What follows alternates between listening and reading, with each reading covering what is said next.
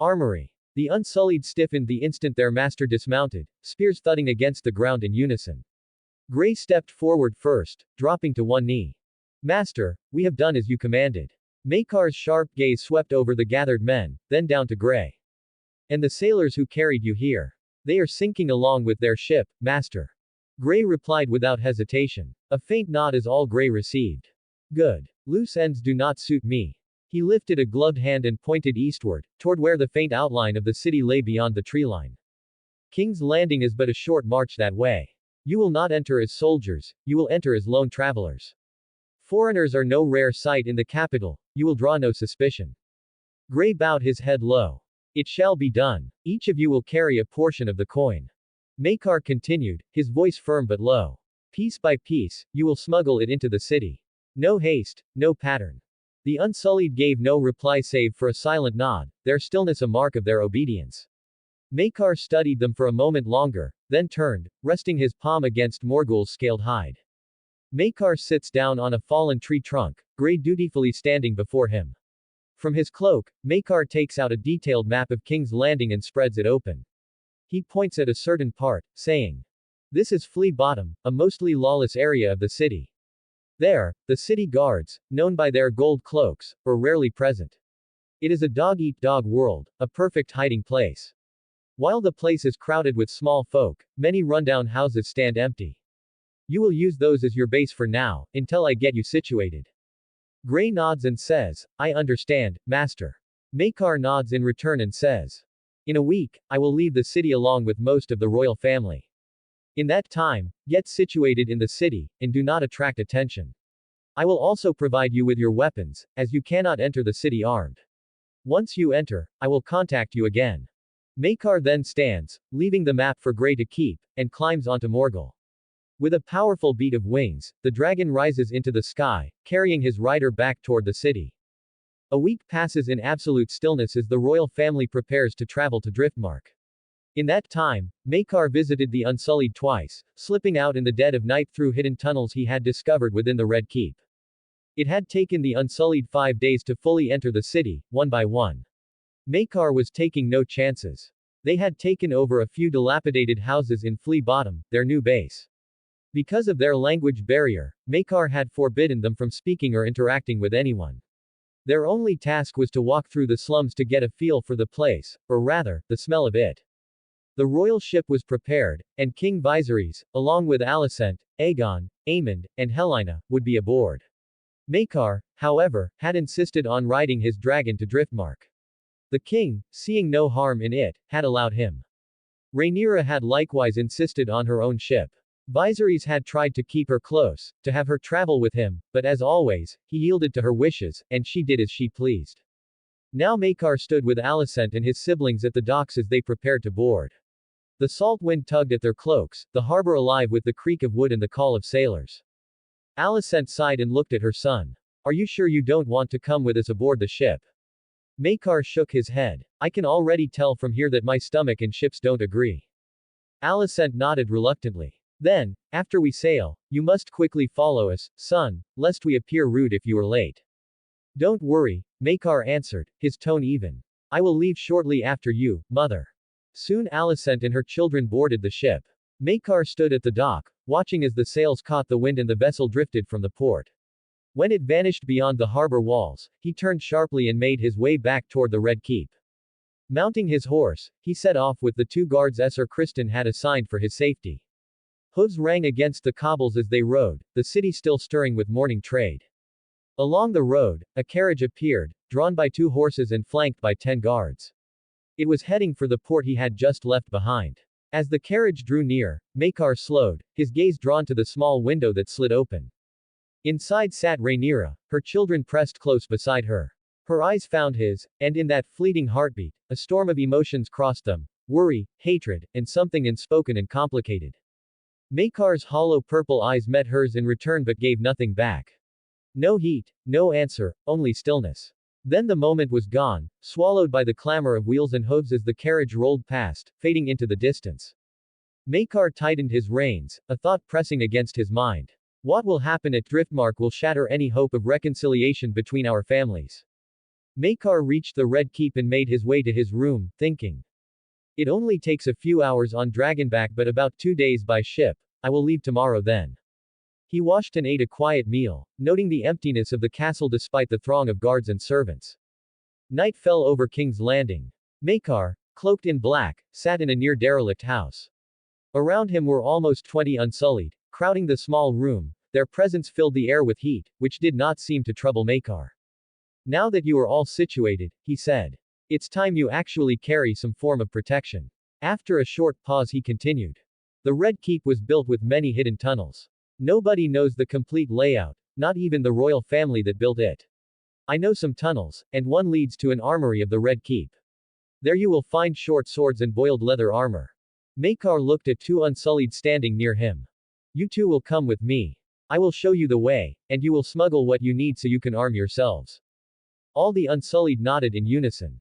Maekar rose, leaving the map behind, and slipped out with the two Unsullied sticking to the shadows. He led them into a tunnel so narrow that only one man could walk abreast. There was no space at the sides. Maekar went first, the two following in absolute silence. After 10 minutes of steady walking, they came upon the end of the passage. Maekar pushed at what looked like a solid rock wall. As if a mechanism had been triggered, it slid aside, leaving room for a single man to pass. He stepped through with the two Unsullied close behind and found himself in the Red Keep armory, Onehe had discovered while searching the passages at night. The tunnel intersected another that led to a chamber near his rooms. That was how he had found it. Take what you need, Maekar said quietly. Over the next few days, bring the gear out bit by bit until you are all well armed. Remember, discretion is paramount. The Unsullied took what they could carry without drawing attention and, with a bow, left the armory. Maekar entered a minute later after them and closed the tunnel door behind him. He made his way halfway down the passage until a right-hand opening appeared. Taking that path, he walked for a short distance until reaching another end. Sliding the hidden entrance aside, he stepped through to find himself in what appeared to be a barren guest room, devoid of any personal belongings. Maekar removed his cloak, revealing the black and red royal attire befitting his station. He opened the chamber door and, as if nothing had occurred, walked down the hall to his own room, only 2 doors away. Chapter 16 done. I know the story has been a bit bland with not much happening, but now it will pick up the pace. Thank you for reading. Tattered Pen Creators Thoughts. 21 comments 0 vote. Driftmark. High in the skies above the sea, Morgul drifted between the clouds, wings beating slow and steady. Atop him, Maekar peered ahead, thinking. Driftmark should appear soon. True to his prediction, some time later the island's shadow broke through the horizon. Maekar closed his eyes and slipped into his dragon's sharper sight. The blur of distance sharpened at once, the island taking form in all its weathered glory. On the southern side stood Castle Driftmark, its dark, damp walls slick from years of saltwater crashing against the stone, a fortress as dreary as the sea itself. Beneath it sprawled the small port town of Hull. On the far side of the island, brighter and prouder, rose High Tide, the castle Corlys Velaryon had built for himself. Its white walls gleamed even beneath the gray skies, and below it stretched Spicetown, its port busy with sails and masts. Through Morgul's sharp gaze, Maekar's eyes were drawn to a lonely stretch of sand far from the bustle of Spicetown. There, like a living, mossy hill, lay a gigantic shape of bronze and green. Vast, tattered wings spread across the beach like the sails of a wrecked ship. Vhagar, Maekar thought. As if sensing his gaze, the great dragon shifted. Her massive head rose ever so slightly, and eyelids peeled back to reveal piercing green eyes, bright and vast, and even from this distance, they locked on him for a brief moment, before seemingly losing interest and laying back down. As Morgul descended towards Spicetown's harbor, Maekar's gaze swept the waters. No royal ships waited there. It seems I have arrived first, he thought. Maekar descended in an open stretch beside the port, close enough for an easy walk to the castle. As he dismounted, a contingent of soldiers approached, banners of House Velaryon catching the wind. At their head rode Aemond Velaryon, brother to Lord Corlys. Even from a distance, Maekar caught the sour cast of his face. Guess he's angry he had to greet a young prince himself, probably sees it as an insult, Maekar thought. Aemond drew near on horseback, 4 knights armored in Velaryon colors trailing behind him. One held the reins of an empty horse. Giving only the shallowest of bows, Aemond said stiffly, "Welcome, Prince Maekar, to Driftmark." Maekar hummed, nodding once in return. He walked toward the empty horse, and the knight dismounted quickly, offering the reins. Mounting with practiced ease. Maekar looked at Aemond for the first time. Lead the way, Lord Aemond. A flicker of distaste crossed Aemond's face at the deliberate disrespect, but he turned his horse and rode on. The ride to the castle gates was short, and they were admitted without pause. Maekar dismounted and was led into the Hall of Nine, Driftmark's throne room. The great doors swung open to reveal the driftwood throne, where Lord Corlys Velaryon sat regally, his posture commanding despite the grief that weighed on the hall. To his side stood Princess Rhaenys Targaryen, her shoulders heavy with sorrow. She looked haggard, as though grief itself had carved lines into her face. Corlys, though no less stricken, masked his pain behind a composed veneer. Their son, Laenor, stood nearby, silent and stiff. Maekar advanced and offered a shallow bow of respect. Lord Corlys, he said, pausing for a beat before continuing. Hearing of the unfortunate passing of your daughter, Lady Laena, has saddened me and my family greatly. His gaze shifted to Rhaenys. Princess Rhaenys, allow me to say how deeply sorry I am for the tragedy that has befallen your house. I did not have the honor of meeting your daughter, but I am certain she was a remarkable woman. Lord Corlys inclined his head, his voice measured. Thank you, Prince Maekar, for your kind words. Rhaenys, pale but still regal despite her grief, added softly. You would have liked her. And, thank you. Even as they spoke, Laenor stood apart, his gaze unfocused, eyes fixed on the vaulted ceiling as though the world below no longer touched him. Corlys, sensing the moment lingering too long in sorrow, shifted the tone. Do you have any idea when His Grace will arrive? Maekar gave a thoughtful hum before replying. My family departed yesterday, early morning. He said no more. No one in Westeros knew ships and seas better than the man before him. Then he added. Princess Rhaenyra also set out at the same time. They should arrive relatively close to one another. Corlys nodded in thanks. You must be tired from your journey to Driftmark. Please, allow the servants to lead you to rest until the royal family arrives. Maekar inclined his head in silent agreement and was escorted from the Hall of Nine. The great doors closed behind him with a heavy thud, leaving only the family within. Corlys exhaled and moved to his wife's side, no longer bothering to keep up appearances now that the young prince was gone. What do you think of him, Rhaenys? Rhaenys' eyes lingered on the place where Maekar had stood. He knows his duties well, she said at last. After a long pause, her voice dropped lower. But I could tell, he is no ordinary boy. Corlys gave a slow nod, his expression grave. Ah, that boy is dangerous. His gaze shifted to Laenor, his face tightening with displeasure. Go. Wash your face and make yourself ready. You may look as you do before a prince, on account of your grief, but Viserys is coming soon. Rhaenys' voice lingered in the silence. You must have noticed the way he spoke of them. First, he said my family, then he named his sister apart from them. As if he does not consider her truly of his blood. Corlys gave a slow nod. Most likely the work of his mother, words planted in him since he was young. A dangerous thought, Rhaenys murmured, her tone edged. Corlys let out a short, rough huff. We would not be facing this problem had Viserys married La. He caught himself too late. The words had already slipped free. Rhaenys' eyes flashed, her lips twisting into a sharp, bitter snort. Anger burned across her features as she brushed past him. With a shove, she pushed him aside and strode to the doors. The great hall echoed as they closed behind her, leaving Corlys alone with the weight of his misstep. The sharpness of the exchange seemed to rouse Laenor from his haze. His vacant stare broke, replaced by a sudden fire as he shot his father an angry look. Without a word, he turned and hurried after his mother, his steps quick and uneven across the hall. Corlys exhaled heavily, the sound closer to a growl than a sigh. He sank back into the driftwood throne, only to wince as the unforgiving wood bit into his back. The next chapter will be about Aemond gaining his dragon and the first major plot change. Try and guess what will change exactly. Also support me on Patreon and enjoy early access to more chapters with a faster update schedule. Patreon. Com. Magus 123. 15 comments 0 vote. Steel-kissed flesh. It did not take long for the royal family to arrive at Driftmark. King Viserys, with Queen Alicent and their young children at his side, disembarked with the king's hand, Sir Otto Hightower, the heavy golden pin gleaming on his chest. They were received and personally escorted by Lord Corlys himself, who wasted no time in guiding them to where all was prepared. In the show, Otto went to King's Landing, where he got his position back, and then went with the king to Driftmark. I made a mistake, so just consider Otto meeting the king on the way by order of Viserys. Laena's stone tomb lay upon the cliff's edge, her face and upper body finely etched into the slab, solemn, lifelike, and cold. Soon it would be pushed into the sea, as was the ancient custom of House Velaryon. The royal family gathered in a solemn line about the bier. King Viserys stood at the center, his face drawn and weary. Beside him, Princess Rhaenys wore black, a thin veil shadowing her grief. In her arms, the twins, Rhaena and Baela, clung to her, their muffled whimpers barely audible.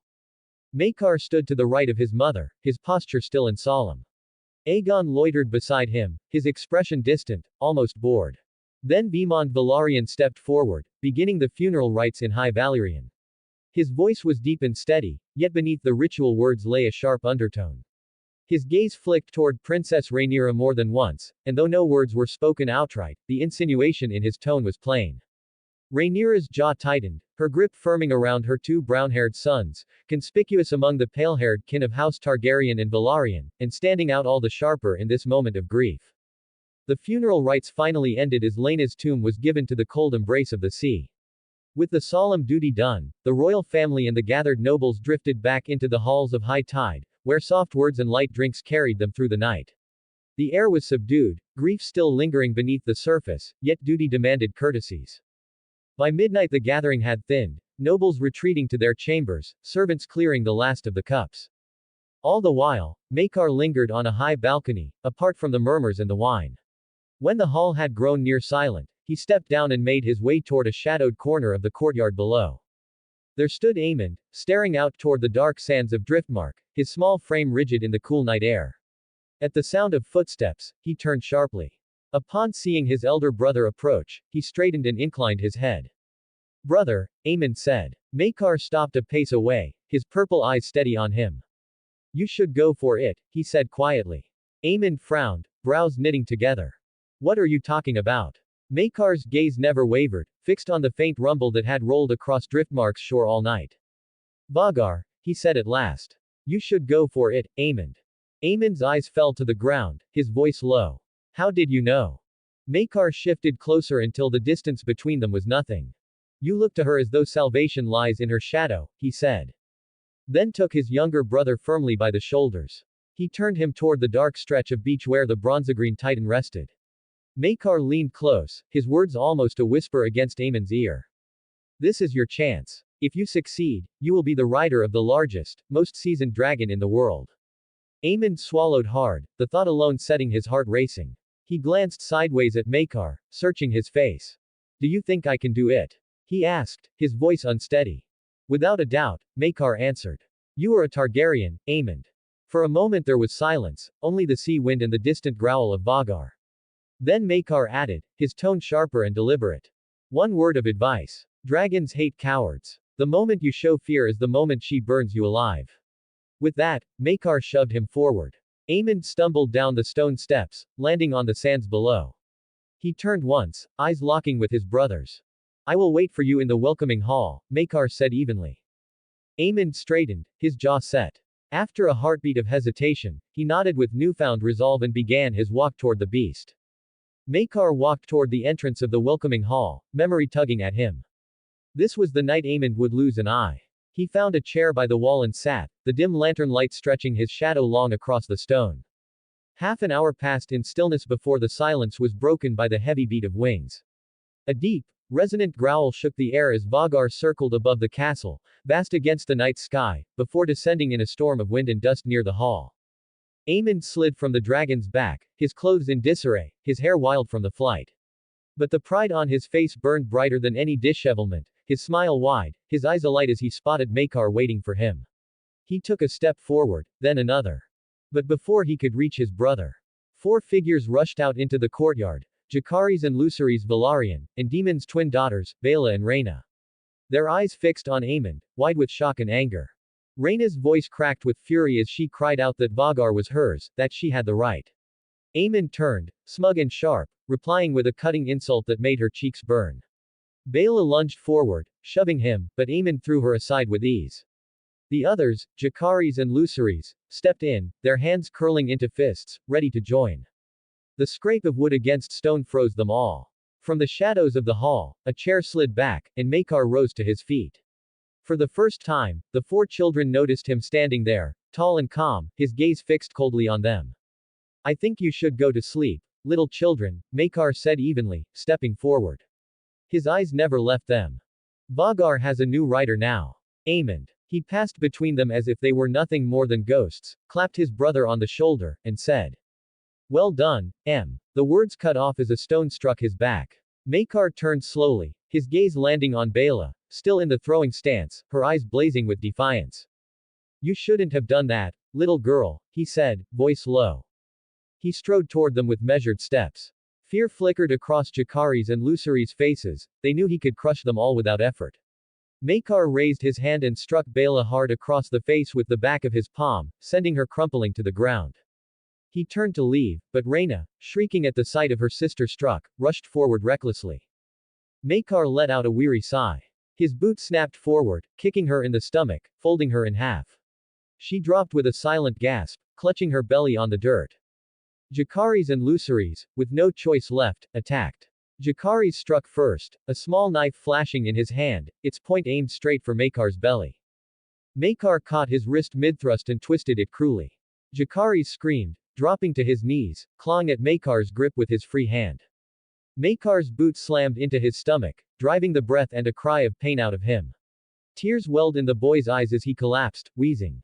Luceri's froze in terror, unable to move as his brother writhed at Maekar's feet. Releasing his grip, Maekar turned, ready to take Aemond and leave before matters worsened.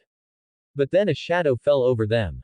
Demon. Dark sister hung at his hip as his eyes took in the scene. Bela sprawled, cheek bruised, Rhaena curled up, clutching her stomach, and Jakari's sobbing on the ground.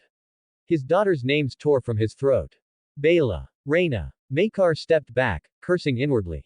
Well, that's bad. Shouldn't he be fucking his brother's daughter right now? What is he doing here? Demon dropped to his knees, brushing his hand gently over Bela's swollen cheek, then Rhaena's trembling form. His head snapped up, fury burning in his eyes. Who did this? He roared. Maekar exhaled, voice steady. I did. What are you going to do about it? Demon's gaze locked on his, cold and sharp. He rose slowly, straightening to his full height, his hand closing tight around Dark Sister's hilt. With a swish, the swiftly drawn blade rang against the walls. I'm going to do this, boy. He lunged, covering the distance in a blink, the sword's point aimed for Maekar's ear, a punishment he will always remember every time he looks in a mirror for daring to lay a hand on his daughters. But Maekar did not cower. His eyes unblinking. He lunged forward in turn, dagger flashing into his hand. The movement jolted Demon, surprised by the boy's courage. The boy's sudden rush shifted his own blade from ear to neck. He tried to halt the strike, but it was too late. Steel-kissed flesh. Support me on Patreon and enjoy early access to more chapters with a faster update schedule. Patreon. Comp Magus 123. 45 comments 0 vote. Punishment. Explanation for Demon's presence in the previous chapter. In the show, Demon and Rhaenyra were fucking in the sands very late at night when everybody was asleep so that they don't get caught. Aemond was hesitating all night whether to go for Vhagar or not. Maekar's action of pushing him forward had pushed the story hours before it was supposed to happen. Thus, Demon didn't have the chance to get with Rhaenyra. The sword bit from Maekar's collarbone up beneath his jaw, carving a long gash. His dagger, meant for Demon's hand, cut nothing but air as the prince easily avoided it. Demon leapt back, shocked by the boy's defiance, his blade dripping red. He looked down at the blood, then back at Maekar. No, not a boy. The prince stood unmoving, blood pouring from his neck, his gaze fixed, cold, and unfeeling. He had not flinched. He only stared. The Kingsguard chose this moment to arrive, bursting through the gates. At once they took in the scene, the royal children scattered and bruised, Maekar standing bloodied, and Demon with Dark Sister still in hand. Sir Harold Westerling, Lord Commander of the Kingsguard, locked eyes on Maekar first. The boy was bleeding heavily, crimson soaking his tunic, then his gaze shifted to Demon, sword drawn, its tip stained with blood. Rage twisted his face. Seize him, he bellowed, pointing at Demon, before rushing to Maekar's side. He dropped to one knee, hand trembling as he reached out. My prince, please, let me see the wound. But Maekar stopped his outstretched hand, pressing his own palm against the gash. It was so long he couldn't even cover half of it. His voice was cold, unflinching despite the blood flowing fast. You don't look like a maester, Lord Commander. Call one. Sir Harold whispered, almost to himself, dear gods, as he took in the boy's calmness in the face of such a mortal wound. Behind him, Demon was already being forced down. Sir Eric Cargill wrenched his arms behind his back, stripping him of Dark Sister, while Sir Stefan Darkland pressed a blade to his neck. Sir Laurent. Fetch the maester at once. Harold roared. The prince is losing too much blood. He guided Maekar down into a chair, steadying him, and helped him press tighter against the wound as they waited for aid. It did not take long for more than the maester to be dragged into the hall.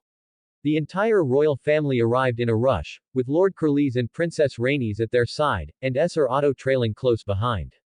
King Viserys looked livid, trembling as his eyes darted between Demon in chains, his injured son, and the chaos around them. His voice thundered through the chamber. I want answers. Maekar now sat slumped in a chair, the maester working quickly to tighten a clean cloth around his neck to slow the bleeding. Queen Alicent knelt close, her eyes swollen red with tears. It will heal, won't it, maester? She asked desperately. The hall fell silent at her words, even the king's admonishing his kingsguards was cut short. Every gaze fixed on the maester. The man swallowed, his voice low and uncertain. The flesh has been separated so cleanly, as though by Valyrian steel, your grace. No major artery has been struck, but, he hesitated. Sewing it will not hold. What is to be done then? Alicent snapped, impatience and fear lacing her tone. The maester looked down, speaking barely above a whisper. It must be burned shut, your grace. Alicent's face crumbled at the words, her hand covering her mouth. Across the hall, King Viserys closed his eyes in dismay, his shoulders sagging beneath the weight of the moment.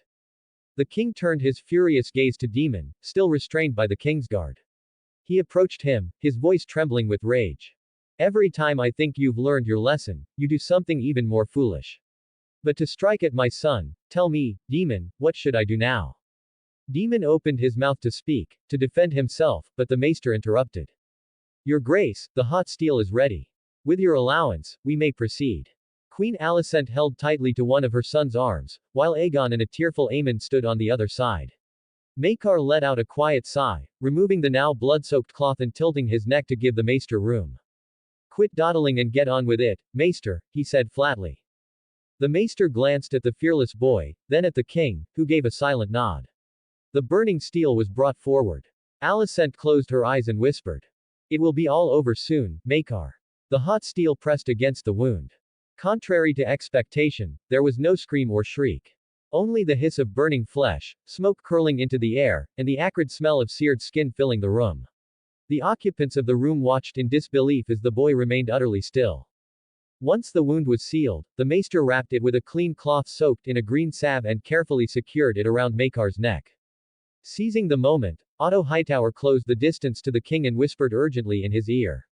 Your grace, this cannot go unpunished. Attacking a prince is punishable by death. Justice must be done. The king looked around the hall, dismayed. His daughter held her children close, Demon remained unmoved, Alicent knelt beside her son, the lords of the realm waited, tense, for the king's judgment. Finally, with a heavy sigh, the king's shoulders slumped, revealing his weakness. He turned toward Maekar, the boy who had remained silent, his gaze still fixed on Demon, and said quietly. My son, you were the one wronged. Speak. Tell me what you wish Demon's punishment to be, and it shall be done. The king's hope was clear, he prayed the young prince would show mercy and deliver a measured punishment for his uncle. Maekar hummed softly as he rose to his feet. His mother reached for him, trying to press him back into his chair, but he brushed her off. Ignoring her, and the eyes of everyone else in the hall, he strode forward until he stood before Demon, still kneeling, still restrained by the Kingsguard. The boy locked eyes with his uncle, his expression unreadable. Viserys hopes my youth, and the fact that this man is my uncle, will make me lenient, he certainly isn't as clueless as he appears. Maekar thought. But even if I demanded his head, Viserys would never grant it. He wouldn't even take his sword hand, not truly. And exile. Worthless. He would return the moment Viserys grows weaker. His gaze sharpened. No, if Demon is to be punished, it must be in a way that breaks him, not his body, but his pride. His great ego is the only thing sharp enough to cut him. As that thought settled, Maekar's lips curved. Slowly, deliberately, an unsettling smile spread across his face, reaching ear to ear. The lords shifted uncomfortably, some averting their eyes. To those who had never seen the boy smile, never heard him laugh, it was a disturbing sight, something that seemed wrong upon his features, as though it did not belong there at all. Support me on Patreon and enjoy early access to more chapters with a faster update schedule. Patreon. Com. Magus 123. 35 comments 0 vote. Memory. The unsettling smile quickly dimmed like a dying light, and Maekar's face returned to its usual stoic mask. He regarded Daemon silently for a long moment before speaking aloud, his voice calm and deliberate.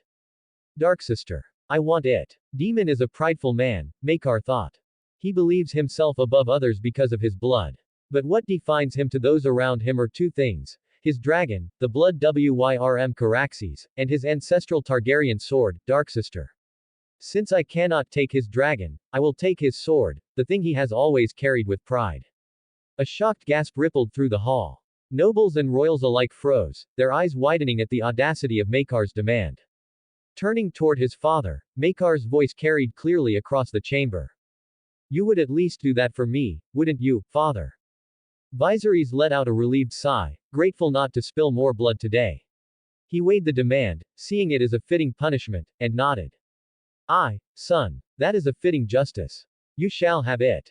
Daemon's carefully maintained mask cracked. Shock flashed across his face, then flared into smoldering rage. His body trembled as he struggled to rise, but Sir Harold Westerling, weighed down by shame for failing in his duty, and knowing this incident would be recorded in the White Book, a mark that would follow him long after he was in the dirt, stepped forward. Pressing his sword to the very spot where Maekar had been wounded, he spoke slowly, his voice trembling with restrained authority. Resist no more, Prince Daemon, or I shall cut you down myself. Viserys approached his brother, his voice firm yet measured. Your king has delivered justice, Daemon Targaryen, and you will obey. He raised his hand, the weight of authority heavy in the hall. I hereby announce that Darksister, the ancestral sword of House Targaryen, is passed down to my son, Prince Maekar of House Targaryen. The hall fell into stunned silence, the gravity of the moment settling over every noble present.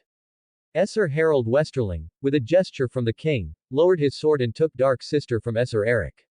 He approached Maekar, spreading the blade in its sheath before handing it to him. Maekar casually took the hilt, his eyes briefly tracing the intricate design shaped like a dragon's wings. Slowly, he unsheathed the blade. The unmistakable rippled pattern of Valyrian steel shimmered along its length, the smoky white metal catching the light. He twirled the sword lightly, and Daemon watched in disbelief. This was the blade he had always prized, given to him by Jaehaerys, his grandfather, and now it was in the hands of a boy, a Hightower no less. Maekar muttered just loud enough for Daemon and those nearby to hear. Too thin. Truly a woman's weapon. Who wielded it before? Daemon's face twisted in fury, his body trembling, and he lowered his head, a low, harsh laugh escaping him. He raised his head, letting the laughter build a moment longer before finally regaining his composure, as the room watched, some in fear, others in curiosity. Finally, he fixed his gaze on Maekar. Enjoy the sword, boy. With a dismissive shrug of the king's guard restraining him, Daemon stormed out, his boots thundering against the floor, leaving a tense silence in his wake. Alicent didn't look convinced that the punishment was enough and seemed to wish for blood to be spilled. She glanced at her husband and said, That is not enough, Lord Husband. Daemon must pay for his horrid crime. Viserys, who looked as though he could retire to his chambers and sleep for a year, met her gaze. Do not let hatred cloud your judgment, Alicent. Besides, Maekar has already decided the punishment. Alicent opened her mouth, ready to argue further, but Maekar's next words cut her off. Do not grieve, mother. My blood has gained my brother a dragon and me a Valyrian steel sword. That's blood well spilt. Alicent looked gobsmacked, as did all who had heard him. Soon, everyone began leaving to return to their chambers. Maekar was led to his quarters, accompanied by Alicent, Aegon, Aemond, Helena, her worried eyes on his covered wound and her hands gripping his sleeves, and Sir Criston Cole. As he entered the room, Alicent lingered, torn between staying or leaving. Finally, she spoke quietly. Son, do you need anything? Maekar shook his head. No, mother. I'm perfectly fine. Alicent bit her nails and said. If you need me, I'm just in the chamber next to yours. With that, she left, taking everyone else with her, except Aemond. He gathered his courage and said. I'm sorry, brother. Because of me. Maekar patted him on the shoulder and said. Aemond, Vhagar is worth more than some wound or a burned scar. And so is this. He lifted the sword at his hip. Now go to sleep. You've had a rough night. Aemond reluctantly nodded and left. Maekar closed the door, locked it, and let a quiet sigh escape his lips. Maekar moved toward the mirror and slowly removed his tunic. He stood before the large glass, half naked, and brought his hand up to begin unwrapping the cloth that covered his wound. Roll after roll came off, revealing the horrific burn. The injury stretched from his collarbone to just below his jaw on the side of his neck. As he stared at himself, his sharp Valyrian features seemed to shift, the hair darkening, the burn elongating, consuming half his face, taking his ear, and leaving it melted away. His once hollow purple eyes dulled to a muted brown. Maekar, now looking almost unrecognizable in the mirror, had memories long hidden deep within his soul surge forward, a particular one he had wished to forget but could never do. Renold, alongside 7 others, was huddled inside an armored personnel carrier. They chatted quietly, the soft murmur of voices and occasional jokes offering a thin layer of comfort. Renold stood near the door, AK-47 pressed against his chest, eyes scanning his comrades. The spark of hope for a better future still burned faintly in his brown eyes, undimmed despite everything he had endured. For a few fleeting moments, the calm held, until it didn't. Renold didn't remember the exact moment the hit struck. One instant, he was with his team, the next, a warhead had penetrated the carrier. All he knew was the searing pain ripping through his body as he tumbled onto the muddy ground. His side throbbed violently, ringing filled his ears. He looked down to see a jagged piece of shrapnel lodged deep in his side, but worse, half his body was engulfed in flames. The realization sent a shock of agony through him, hotter than lava coursing through his veins. RRRGHHHHH. He screamed, rolling desperately in the mud, hoping the flames would abate. His face was singed, his hair evaporating into smoke, and his ear sagged, melting as fire ate through the skin and burned into the muscle beneath. Maekar shook his head violently as the memory faded, along with the despair that would have consumed him if not for his curse. He looked into the mirror once more, Renold's face long gone, and whispered. This won't be the end of it, demon. Support me on Patreon and enjoy early access to more chapters with a faster update schedule. Patreon. Comp Magus 123. 13 comments 0 vote. Tonight is the night. The royal family did not linger long in Driftmark. After 3 days, they set sail back to King's Landing. Maekar, however, had beaten them to it, soaring through the skies on Morgul's back.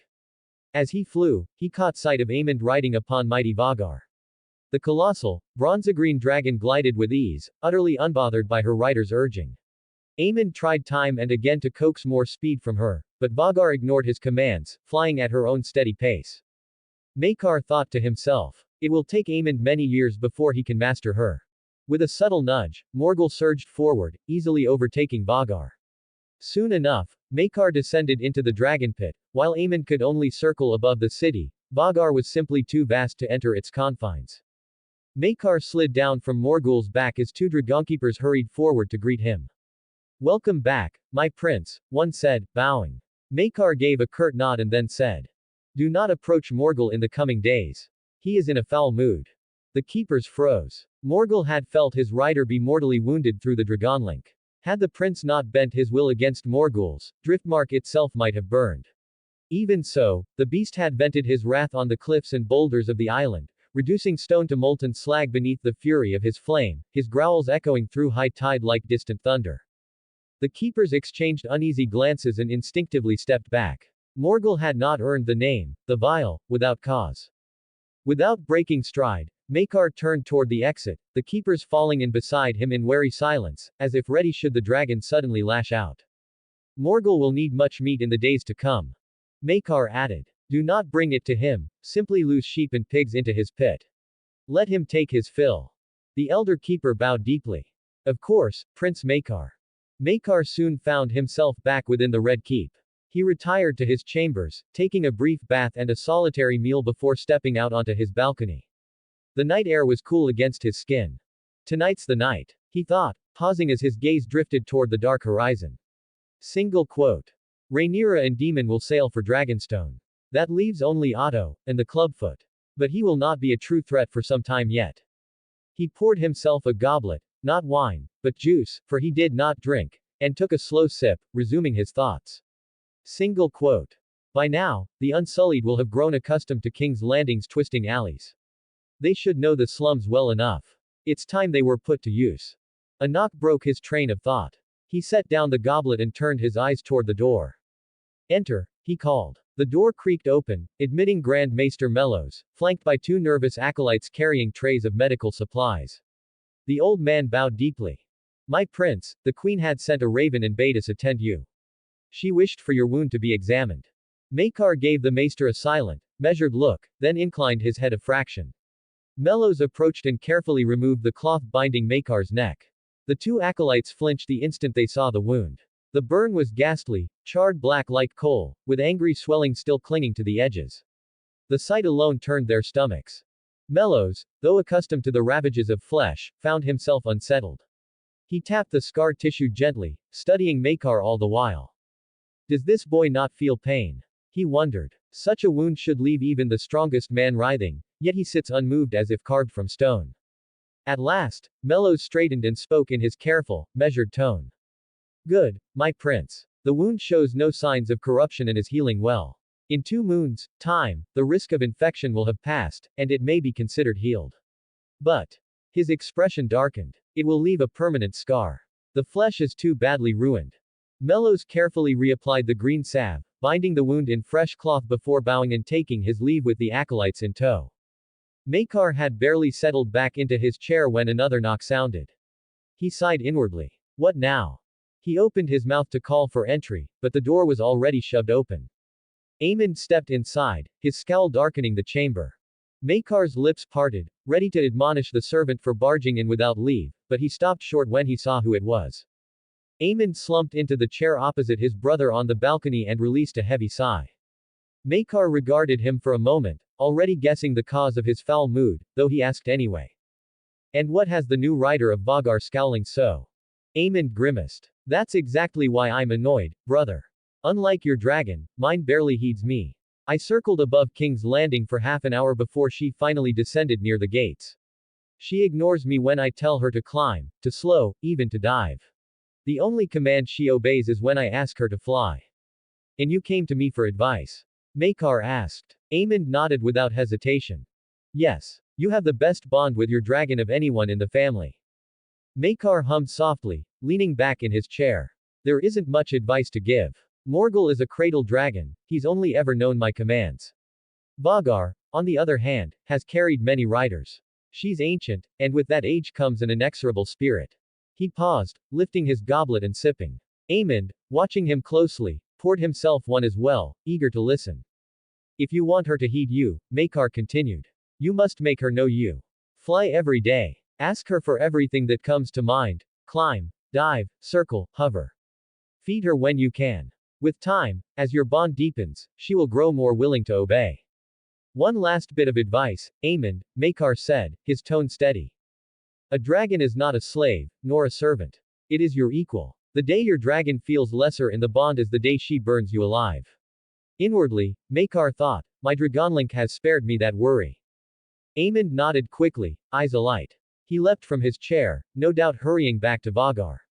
The boy's excitement had not dimmed once since claiming his dragon. Night soon cloaked the skies above King's Landing. In the shadows below, a hooded figure slipped through the tunnels beneath the Red Keep. Silent and deliberate, his steps carried him toward his destination, his Unsullied. We'll release another chapter if we get to 700 power stones. Support me on Patreon and enjoy early access to more chapters with a faster update schedule. Patreon. Comb Magus 123. 16 comments 0 vote. Otto Hightower. Maekar sat once more in the same rundown house as before, the air stale and heavy. Around him stood the Unsullied, though they looked different now. Loose, patched cloaks draped over their frames, disguising the boiled leather and hardened plates strapped beneath. The armor was crude compared to what they once wore, but it served well enough. Each carried a short sword and a hidden dagger, their discipline unshaken despite their changed appearance. Gray stood at attention before Maekar, who sat calmly in a worn chair, his shadow cast long by the dim torchlight. You will all soon begin your missions, Maekar said evenly. Gray inclined his head, voice steady. What does the master command? First, recruitment, Maekar replied. You are my shadows. Your foreign looks and silence make you ghosts in daylight. The ones who will move in the open, who will act when you cannot, will be the children you gather. The Unsullied listened without blinking, every word sinking into them like carved stone. We have gold, Maekar continued. Enough to draw the desperate. Do not touch children with parents. We do not need questions. Take only the lost, the orphans, the forgotten, those with no one to notice their sudden disappearance. Gray nodded sharply. It will be done. But that is not your true purpose, Maekar said, his voice dropping low. The children are not only shadows, they are keys. Keys to knowledge. Gray remained motionless, but Maekar caught the faint flicker in his eyes, the smallest trace of confusion. These children, Maekar went on, have survived the filth of King's Landing. They know which alleys to avoid, which doors open for a price, which men carry blades, and which carry coin. That knowledge is what I want. He leaned back slightly, letting the silence stretch before he continued. Gangs, Maekar said at last. It is a loose word here in the slums. A pack of half-starved children with rusted knives can call themselves a gang. But there are others, larger, organized, and armed. They hold sway over whole districts, unseen and unchecked. Eventually, we will bring these groups under our control. The Unsullied stood unflinching, their shadows cast long by the dim lanterns. But not yet, Maekar said. First, we build our own strength. We gather children, train them, shape them into our eyes and ears. That comes first. And you, his sharp gaze swept over them. You must begin learning Westerosi speech. You do not need to read or write, but you will understand the common tongue. Without it, you are blind here. Gray bowed his head once in acknowledgement. As you command. Maekar steered the conversation back to recruitment. Orphans are not simple, he said, his voice low and measured. They are wary of strangers. They will sell you out for a piece of bread. To gain their trust, we must give them what they lack, protection. He paused, letting the weight of the words sink in before continuing. Gangs exploit these children, forcing them to beg, steal, or serve as bed slaves. We will offer them food and safety. In exchange, they will perform small tasks for us. Once they depend on us, that is when we begin taking what we truly want. Gray and the Unsullied nodded, waiting for further instructions. Maekar continued, his voice low but carrying unmistakable authority.